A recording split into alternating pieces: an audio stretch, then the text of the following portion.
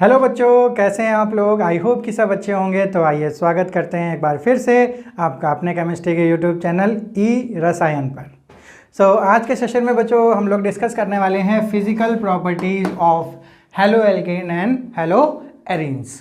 तो यहाँ पर बच्चों हम लोग बात करेंगे सबसे पहली फिजिकल प्रॉपर्टी जो कि हमारी एकेडमिक बुक एनसीईआरटी में भी गिवन है, और वो है हमारा melting point and boiling point. Melting point and boiling point. तो बच्चों मेल्टिंग पॉइंट हो या फिर बॉइलिंग पॉइंट हो, बात एक ही होती है। हम लोग अगर मेल्टिंग पॉइंट या बॉइलिंग पॉइंट की बात करते हैं तो हम लोग उस कंपाउंड के इंटरमॉलिक्यूलर फोर्स की बात कर रहे होते हैं कि वो कितना स्ट्रांग है या फिर कितना वीक है।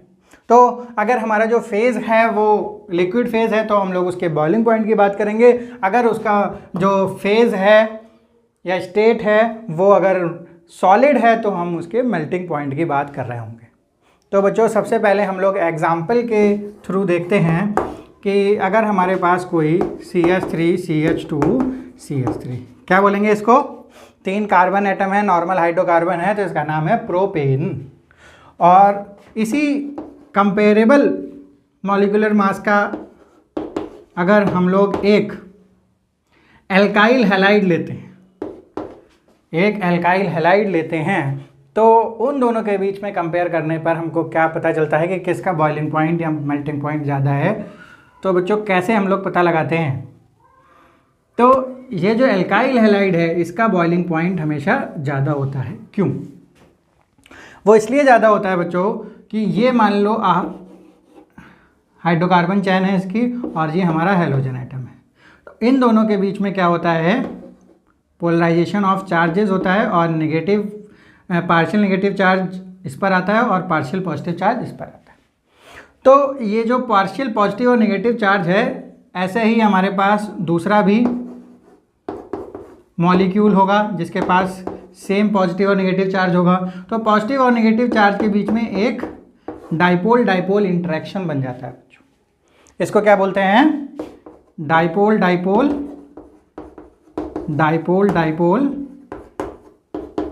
इंटरेक्शन। तो बच्चों ये डाइपोल डाइपोल इंटरेक्शन एक तरीके का वैन डर वाल्स फोर्स होता है जिसे हम लोग वीक फोर्स ऑफ अट्रैक्शन बोलते हैं।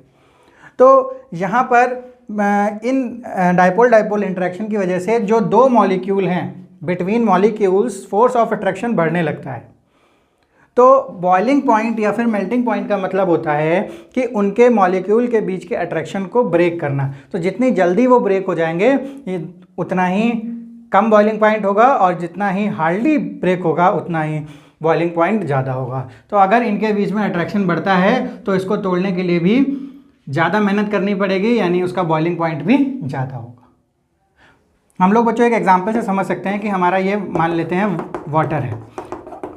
तो वाटर को वेपर बनाने के लिए हमको क्या करना पड़ता है, इसको टेम्परेचर देना पड़ता है। तो एक टाइम पर आके जब ये वाटर लिक्विड स्टेट से वेपर स्टेट में चला जाता है तो उस पॉइंट को हम लोग कहते हैं बॉइलिंग पॉइंट, यानी जहाँ पर ये वाटर बस जाने ही वाला होता है वेपर स्टेट में, उस पॉइंट को बोलते हैं बॉइलिंग पॉइंट। तो इसका मतलब है जो वाटर है, तो वाटर और ये दूसरा मॉलिक्यूल है वाटर का मान लेते हैं, तो इसके बीच के जो इंटरेक्शन है इसको ब्रेक करके वो इसको क्या कर रहा है, वेपर फेज में भेज रहा है। तो इन दोनों के बीच में जितना इंटरेक्शन ज़्यादा होगा उतना बॉइलिंग पॉइंट हमारा ज़्यादा होगा। तो हम लोग बच्चों इस पूरे केस में मॉलिक्यूल के बीच के जो इंटरेक्शन की स्टडी करेंगे और उसके बीच की स्ट्रेंथ को देखेंगे कि ज़्यादा है या फिर कम है। तो यहाँ पर हमारे मॉलिक्यूल और मॉलिक्यूल के बीच की स्ट्रेंथ बढ़ जाती है due to dipole dipole interaction. और कुछ बच्चों और वैन डर वाल्स फोर्सेस भी काम करते हैं, क्योंकि ये हमारी हाइड्रोकार्बन चैन भी है और इसमें भी हमारे दूसरे तरीके के इंड्यूस्ड डाइपोल इंटरेक्शन काम करते रहते हैं। अगर बच्चों आपको इन वैन डर वाल्स फोर्सेस के बारे में और जानना है तो हम लोग 11th क्लास में एक चैप्टर था स्टेट ऑफ मैटर, उसमें सबसे पहला जो टॉपिक था वो हमारा यही था, dipole dipole interaction, dipole induced dipole interaction, induced dipole interaction. तो अब वो बच्चों चैप्टर क्या है वो हमारे सिलेबस से कट हो चुका है। तो अगर आप लोग ज़्यादा जानना चाहते हैं तो उस टॉपिक को अच्छे से समझ सकते हैं। तो वहाँ पर वैन डर वाल्स फोर्सेस के बारे में और उसके टाइप्स के बारे में बताया गया था। तो यहाँ पर ये डाइपोल डाइपोल इंटरेक्शन और थोड़ा सा हमारा ये हाइड्रोकार्बन की वजह से भी वैन डर वाल्स फोर्सेस काम करेंगे, जिससे कि हमारे मॉलिक्यूल के बीच में इंटरेक्शन बढ़ेगा और उसकी स्ट्रेंथ बढ़ेगी, इसलिए हमारा बॉइलिंग पॉइंट भी बढ़ जाएगा। किस केस में? इस केस में। तो इन दोनों को अगर हम लोग कंपेरिजन करें तो इसका बॉइलिंग पॉइंट ज़्यादा होगा और इसका कम होगा।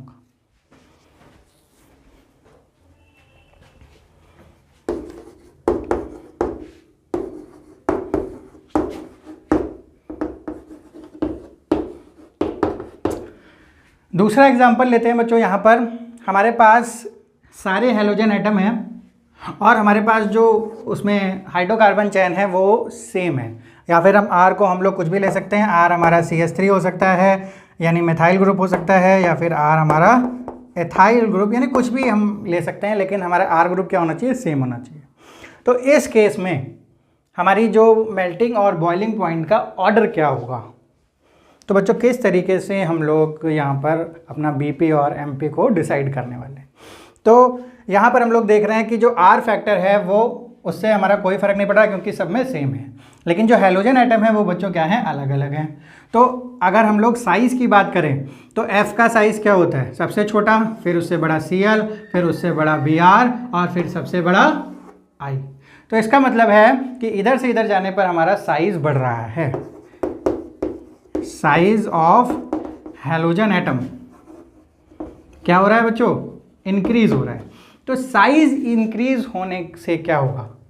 साइज इंक्रीज होने से बच्चों क्या होगा? मॉलिक्यूलर मास इंक्रीज होगा। यानी ये जो पूरा मॉलिक्यूल है इसका मास क्या होगा बच्चों? इंक्रीज होगा, क्योंकि जब साइज इंक्रीज होगा तो उसके एटॉमिक मास इंक्रीज होगा, एटॉमिक मास से उसका पूरे मॉलिक्यूल का भी मास इंक्रीज होगा। और जब मॉलिक्यूलर मास ज़्यादा होता है तो बच्चों उसमें जो वैन डर वाल्स फोर्सेस होते हैं वो भी क्या हो जाते हैं? बढ़ जाते हैं। वैन डर वाल्स फोर्सेस जो भी हमारे वीक इंटरेक्शंस होते हैं विद इन मॉलिक्यूल्स उनको बोलते हैं वैन डर वाल्स फोर्सेस। तो ये वैन डर वाल्स फोर्सेस भी क्या हो जाते हैं? इंक्रीज हो जाते हैं। तो van der Waals forces increase हो जाते हैं तो हमारा क्या होगा? मॉलिक्यूल्स के बीच में इंक्रीज हो जाएगा, तो इसका मतलब है बॉइलिंग पॉइंट भी इंक्रीज हो जाएगा। बॉइलिंग पॉइंट कह लें या फिर मेल्टिंग पॉइंट, जो भी है वो इंक्रीज हो जाएगा। तो इसका मतलब है सबसे ज़्यादा हमारा बॉइलिंग पॉइंट या मेल्टिंग पॉइंट किसका होना चाहिए? इसका, देन इसका, फिर इसका और लास्ट में इसका। तो जो हमारा बॉइलिंग पॉइंट और मेल्टिंग पॉइंट का ऑर्डर रहेगा वो क्या रहेगा? फ्लोराइड, देन उससे बड़ा बच्चों क्लोराइड का, फिर ब्रोमाइड एंड देन आयोडाइड वाला। नेक्स्ट एग्जांपल बच्चों देखते हैं जहाँ पर हमारी जो R है यानी हाइड्रोकार्बन चेन है वो डिफरेंट हो। जैसे हमारे पास यहाँ पर CH3X है, फिर हमारे पास CH3CH2X है और यहाँ पर हम लोगों ने ले लिया है यहाँ पर। तो इसके बीच में अगर हम लोग बॉइलिंग पॉइंट देखते हैं तो बच्चों यहाँ पर क्या है कि जो हमारा X एटम यानी हेलोजन एटम क्या है? सेम है। तो ये यहाँ पर डिफरेंस क्रिएट नहीं करेगा। डिफरेंस बच्चों क्रिएट क्या कर रहा है? ये हमारी हाइड्रोकार्बन चेन। तो ये जितनी बड़ी होती जाएगी बच्चों इसका मतलब क्या है? Number of carbon and hydrogen atom अगर इंक्रीज करेंगे तो मॉलिक्यूलर मास भी क्या होगा? मॉलिक्यूलर मास इंक्रीज करेगा। और अभी हम लोगों ने देखा कि मॉलिक्यूलर मास इंक्रीज करेगा तो वैन डर वाल्स जो weak force of attraction between molecules होते हैं वो क्या करेंगे? वो भी फोर्सेस भी क्या होंगे? बढ़ेंगे। तो वैन डर वाल्स फोर्स बढ़ेगा तो force of attraction between molecules भी क्या होगा बच्चों? इंक्रीज करेगा। और जब दो मॉलिक्यूल के बीच में अट्रैक्शन इंक्रीज करेगा तो बॉइलिंग पॉइंट भी हमारा क्या करेगा? इंक्रीज होगा।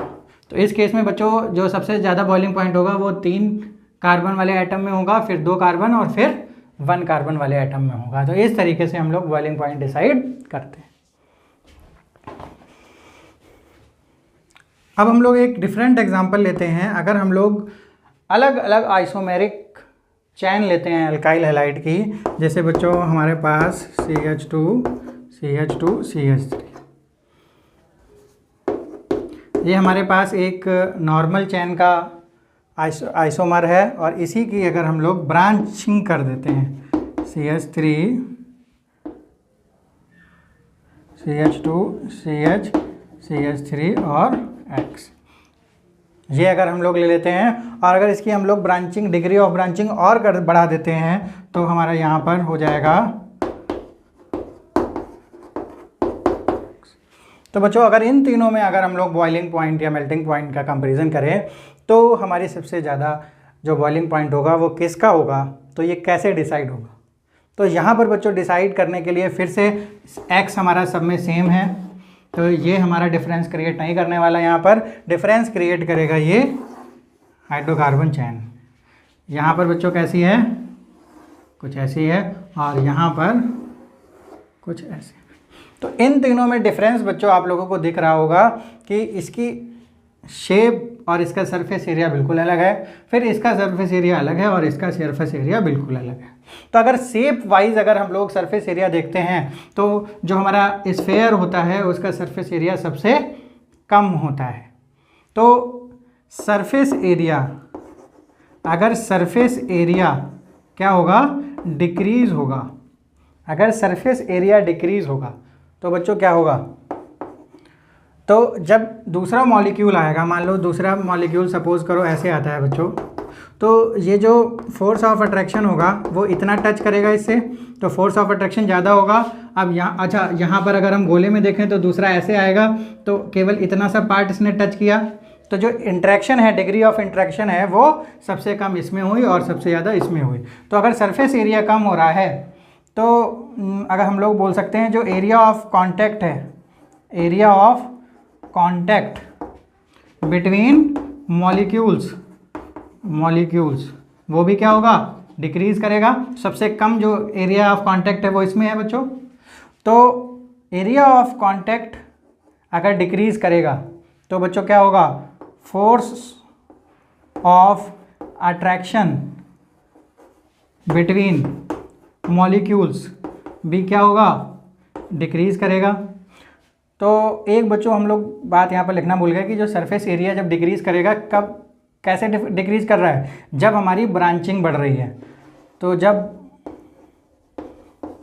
डिग्री ऑफ ब्रांचिंग बढ़ेगी तो सरफेस एरिया डिक्रीज होगा, और सरफेस एरिया डिक्रीज होगा तो एरिया ऑफ कांटेक्ट भी डिक्रीज होगा। एरिया ऑफ कांटेक्ट डिक्रीज होगा तो force of attraction between molecules भी क्या होगा बच्चों, कम होगा। और जब अट्रैक्शन कम होगा तो बॉइलिंग पॉइंट क्या होगा, बॉइलिंग पॉइंट बच्चों क्या होगा, कम होगा या ज़्यादा होगा, कम हो जाएगा।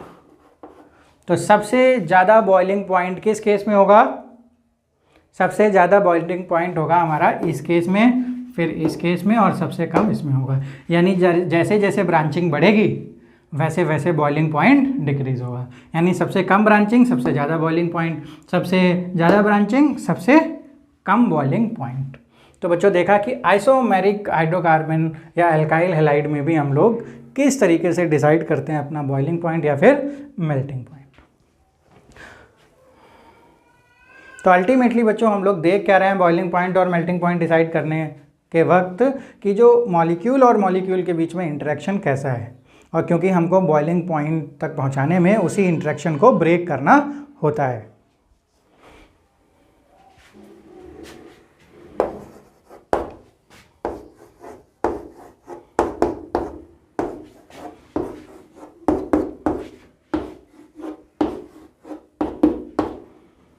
तो यहाँ पर बच्चों हमारे पास एक और एग्जाम्पल है। ये एग्जाम्पल है हमारा डाई क्लोरो सब्सटीट्यूटेड बेंजीन का। तो ये ऑर्थो पोजीशन पर डाई क्लोरो हमारे सब्सटीट्यूटेड हैं और ये हमारे मेटा पोजीशन पर और ये हमारे पैरा पोजीशन पर। इनकी अगर बॉइलिंग पॉइंट की बच्चों बात करते हैं तो बॉइलिंग पॉइंट में इनका ऑर्डर होता है बच्चों, एनसीईआरटी में गिवन है एग्जाम्पल एज इट इज़। तो इसका जो बॉइलिंग पॉइंट का ऑर्डर होता है वो सबसे ज़्यादा होता है ऑर्थो में। देन जो हमारा मेटा और पैरा होता है, मेटा और पैरा में लगभग क्या होते हैं, बॉइलिंग पॉइंट सेम होता है, लगभग सेम होता है। लेकिन जो सबसे इम्पॉर्टेंट इसका ट्रेंड है वो मेल्टिंग पॉइंट के थ्रू पूछा जाता है बच्चों। इसमें अगर मेल्टिंग पॉइंट की बात करें तो जो सबसे ज़्यादा मेल्टिंग पॉइंट होता है वो पैरा का यहाँ पर होता है, सबसे ज़्यादा जो मेल्टिंग पॉइंट होता है वो पैरा का होता है, देन ऑर्थो और मेटा का, ऑर्थो एंड मेटा। तो बच्चों यहाँ पर पैरा का जो मेल्टिंग पॉइंट सबसे ज़्यादा क्यों होता है, इस क्वेश्चन को पूछा जाता है। इस क्वेश्चन का जो आंसर है वो बहुत इंपॉर्टेंट है। तो आइए देख लेते हैं कि जो हमारा पैरा है, पैरा डाइक्लोरोबेंजीन, तो वो क्या है बच्चों, सिमेट्रिक है। ये बच्चों सिमेट्रिकल दिख रहा होगा। सबसे ज़्यादा सिमेट्रिकल इन तीनों में से कौन सा है, ये पैरा डाइक्लोरो सब्स्टिट्यूटेड बेंजीन। तो ये सिमेट्रिक होने की वजह से ऐसा क्या होता है कि इसका बॉइलिंग पॉइंट बढ़ जाता है। बच्चों जब हम लोग मेल्टिंग पॉइंट की बात कर रहे होते हैं तो हम लोग बात कर रहे होते हैं कि हमारा जो फेज होगा वो कैसा होगा, सॉलिड होगा। तो यानी अगर सिमेट्रिक है तो इसका मतलब है सॉलिड में बच्चों एक क्रिस्टल लैटिस होता होगा। तो क्रिस्टल लैटिस में पैकिंग होती है बच्चों। तो due to the symmetric nature of molecule ये क्या होते हैं, बहुत अच्छे से पैक हो जाते होंगे। जब सिमेट्रिक होते हैं तो बच्चों क्रिस्टल लैटिस में बहुत अच्छे से ये क्या होते हैं, पैक हो जाते हैं। तो इनकी जो पैकिंग है वो बहुत ही क्लोज पैकिंग होती है। क्लोज पैकिंग यानी बहुत ही पास पास आके बहुत अच्छे से ये लोग पैक हो जाते हैं। तो जो पैकिंग इनकी बढ़ जाती है जिससे क्या होता है कि इनके बीच में इंट्रैक्शन, जो फोर्सेज ऑफ अट्रैक्शन होते हैं, फोर्सेज ऑफ अट्रैक्शन या फिर इंट्रैक्शन भी बच्चों बढ़ जाते हैं। किस वजह से, पैकिंग अच्छी होने की वजह से। क्योंकि ये बच्चों हम बात कर रहे हैं मेल्टिंग पॉइंट की, तो इनकी फोर्स ऑफ अट्रैक्शन बढ़ते हैं। तो इसका मतलब है इनके बीच मॉलिक्यूल के बीच के जो इंट्रैक्शन बढ़ेगा, अट्रैक्शन बढ़ेगा, तो उसको तोड़ने के लिए भी हमको ज़्यादा मेहनत करनी पड़ेगी। इसका मतलब इसका जो मेल्टिंग पॉइंट है वो भी क्या हो जाता है, इंक्रीज कर जाता है।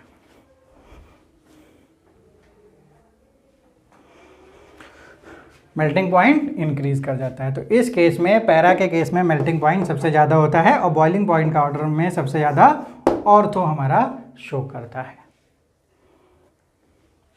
तो यहाँ पर बच्चों बात हो गई हमारी बॉइलिंग और मेल्टिंग पॉइंट की। अब हम लोग बात कर लेते हैं अपनी डेंसिटी की।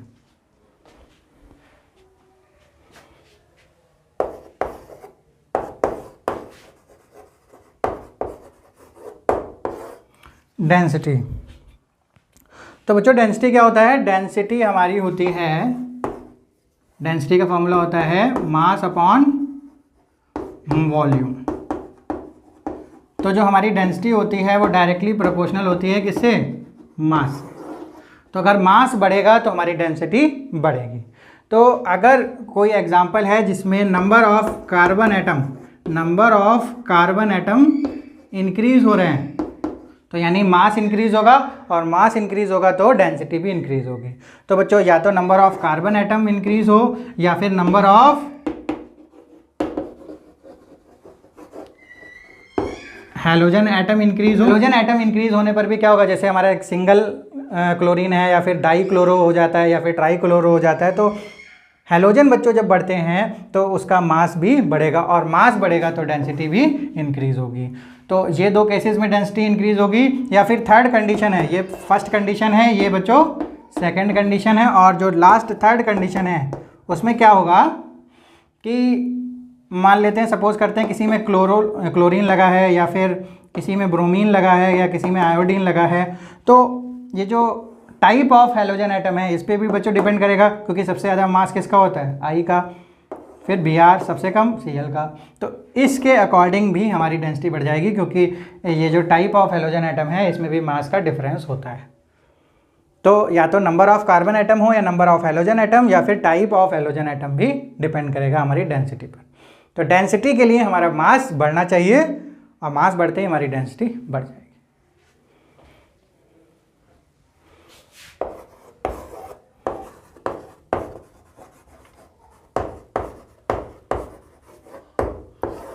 थर्ड फिजिकल प्रॉपर्टी है हमारी सॉल्युबिलिटी। सॉल्युबिलिटी में बच्चों हम लोग देखते हैं कि हमारा जो अल्काइल हैलाइड है वो सॉल्युबल किस में है, पोलर कंपाउंड में है या फिर नॉन पोलर कंपाउंड में है या फिर किसी में भी सॉल्युबल नहीं है। तो आइए बच्चों देखते हैं कि हमारा जो अल्काइल हैलाइड होता है वो क्या होता है, RX, और ये कैसा नेचर का होता है, पोलर नेचर का होता है। ये बात हम लोग बहुत बार डिस्कस कर चुके हैं।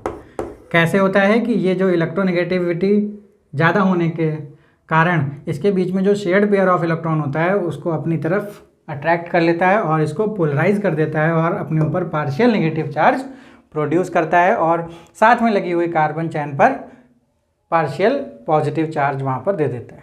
तो ये कैसा कंपाउंड है? पोलर कंपाउंड है।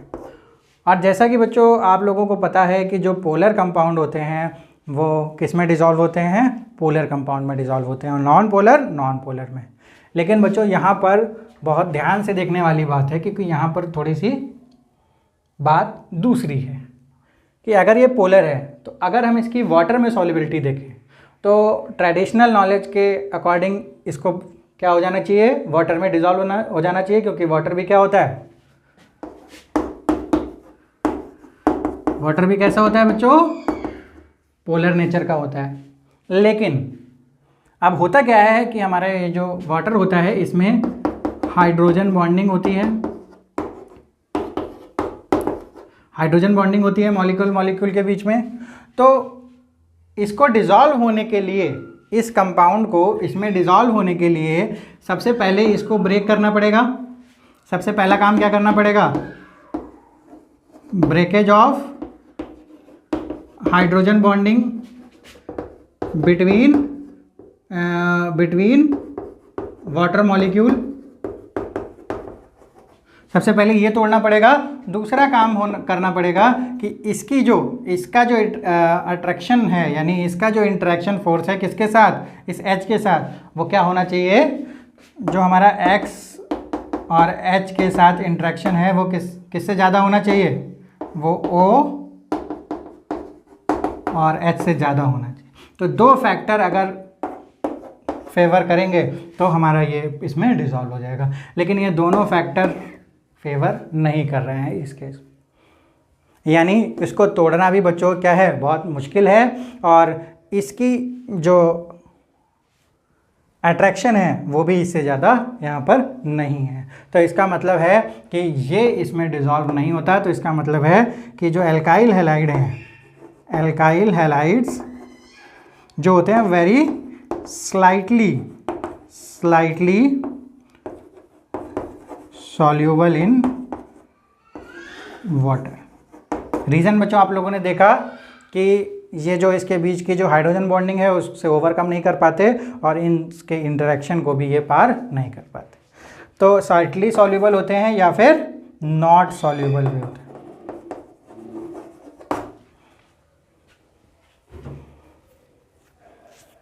तो ये जो एल्काइल हैलाइड है बच्चों, एल्काइल हैलाइड वाटर में सॉल्यूबल ना होके किस में सॉल्यूबल होता है?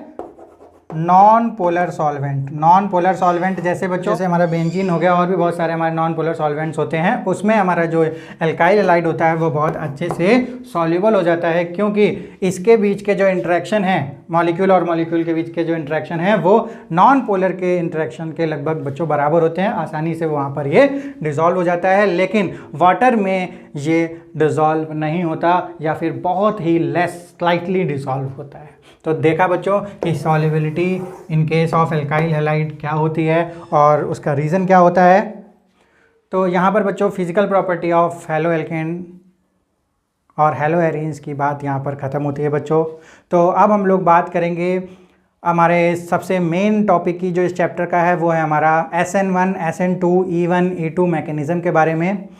तो बच्चों आपको हमारी सीरीज़ ये कैसी लग रही है, इसके बारे में अगर आपको कुछ सुझाव है तो आप लोग कमेंट्स में लिख सकते हैं। और अगर आपने अभी तक चैनल को सब्सक्राइब नहीं किया है तो चैनल को सब्सक्राइब कर लीजिए, वीडियो को लाइक कर दीजिए और इसी तरीके से हमारे साथ हमारे चैनल पर बने रहिए। हम लोग मिलते हैं अब अपने नेक्स्ट सेशन में। Till then bye bye.